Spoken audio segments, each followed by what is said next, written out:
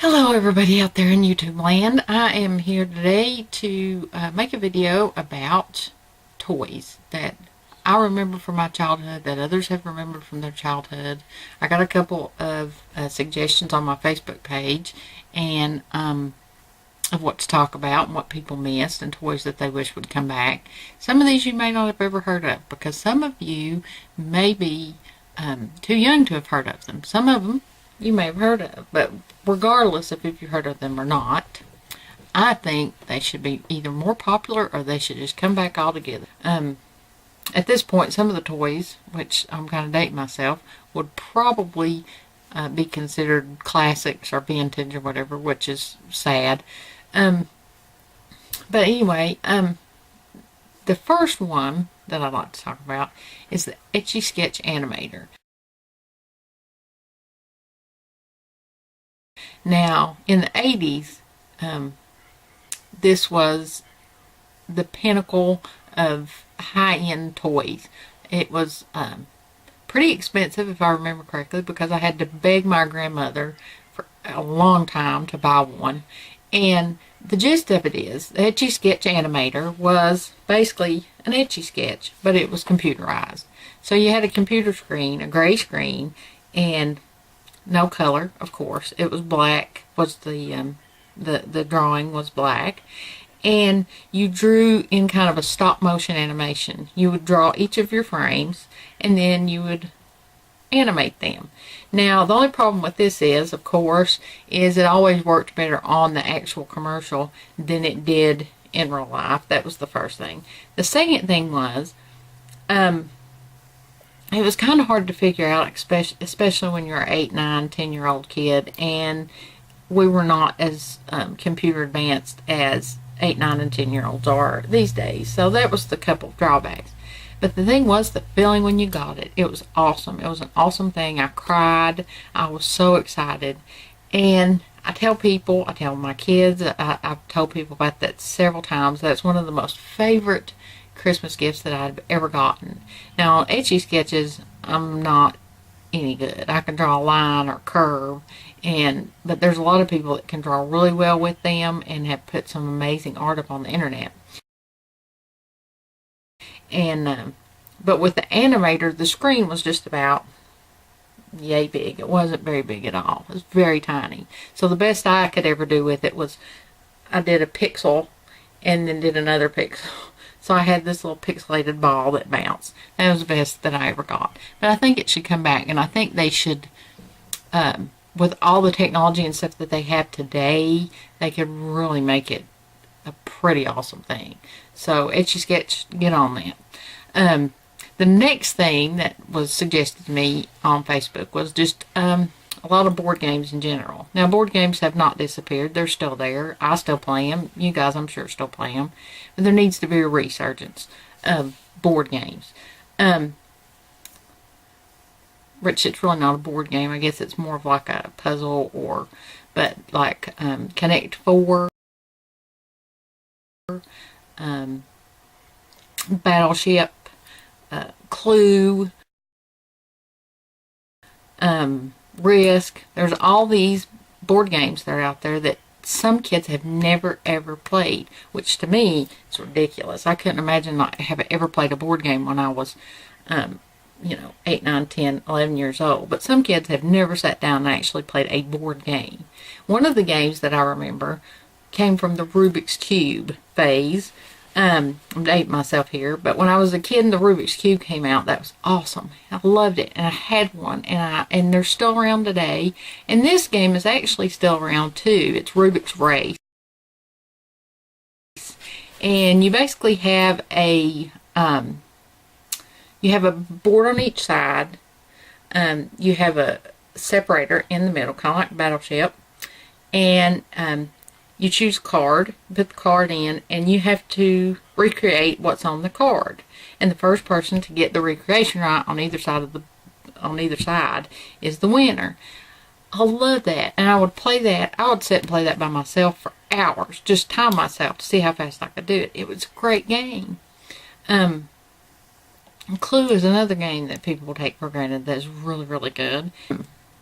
Another one that somebody had suggested to me, and I had to look it up because I was not really sure if it was still, if they still made them. But I remember having one. I had several. And they're actually, at one point, they were going to make a movie. And it came out in like 76, 77, 76. And it was a Stretch Armstrong doll. If you don't know this, and you probably do, Stretch Armstrong was this doll that was filled with this gelatinous goo, which a lot of people said it was corn syrup. I'm not 100% sure what it was, but it was wonderful. And you took the arms and legs and you could stretch them as far as they could go. And I don't know what was so much fun about this. I know I had one and a dog got a hold of it. We had a Chihuahua and it bit off the hand and the goo came out and I thought my dog was going to die.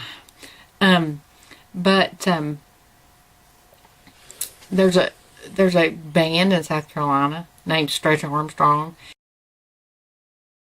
Now, of course, the Stretch Armstrong doll is no longer around because actually it did pose a safety risk to children because the way you could, pull his arms out, there was a strangulation risk. There was a risk, something would come off and the goo would come out. Yada, yada, yada. People made Stretch Armstrong. Surely to goodness with the technology we have today and the things going on today. And I may have missed it. There may be something out there similar floating around. If there is, leave it in the comment. Tell me about it. That would be cool. But you could come up with something. You could come up with a doll that didn't have any goo in it and had, some material that was developed for NASA. And, make a doll out of that. And I'm telling you, it'd sell. I mean, there's older people like me that would probably buy one just for the nostalgia of it. So, Stretch Armstrong, go for it. A lot of the other toys that I really enjoyed as a child and, really liked and would probably not get on now, but there's a lot of, for instance, there's pogo sticks. They're still there. People use those in the craziest ways. There's like extreme pogo sticking people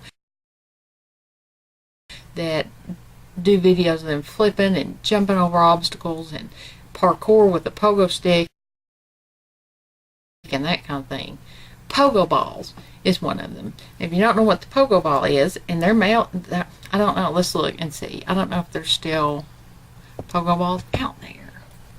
I know at some point that there was, or something, there was moon shoes.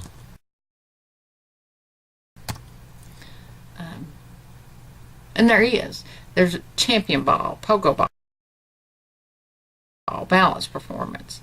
But the ball hoppers, pogo sticks, the pogo balls that we had when we were a kid.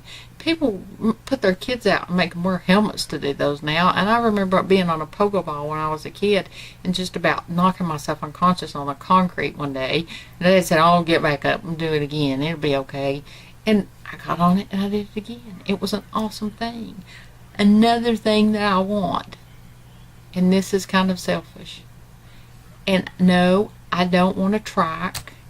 I don't want, I just want it with the feet and the pedals, and made like one when I was a kid.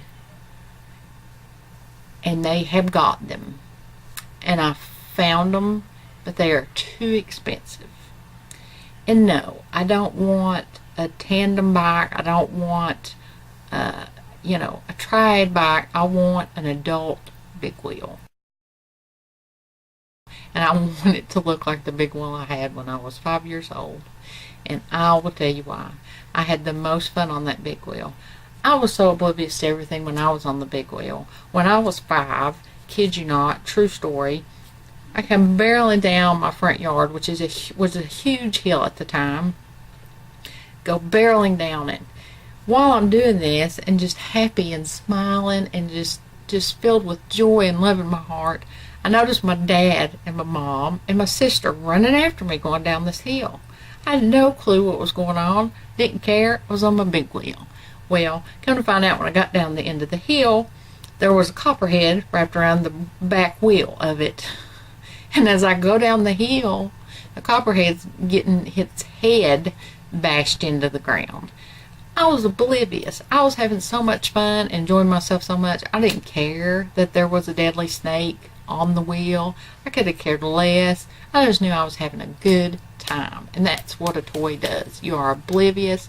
It's what a good toy does anyway. You are oblivious to what's going on around you. You're living in the moment. You have that childlike wonderment, and you could care less. And that's what these toys did for me, and I know a lot of people out there. So if you had any experiences with a toy that you had when you were a child, or there's a toy that's been gone and you want to come back, put it in the comments. There's so many more that I could go over, and I may make another video if people like this one up and go over some more Garbage Pail Kids. I don't like the way they've done strawberry shortcake. I had every Care Bear in the world. Smelly stickers, scratch and sniff stickers, scratch and sniff stickers, scratch and sniff stickers, that kind of stuff. It's just, I could talk about it for days. So I hope you liked it. Like the video, subscribe, and hopefully I will be back tomorrow with another video. Probably Monday. I forget tomorrow's Sunday. I don't do videos on Sunday, so Monday I'll be back with another video, and I will see you guys later.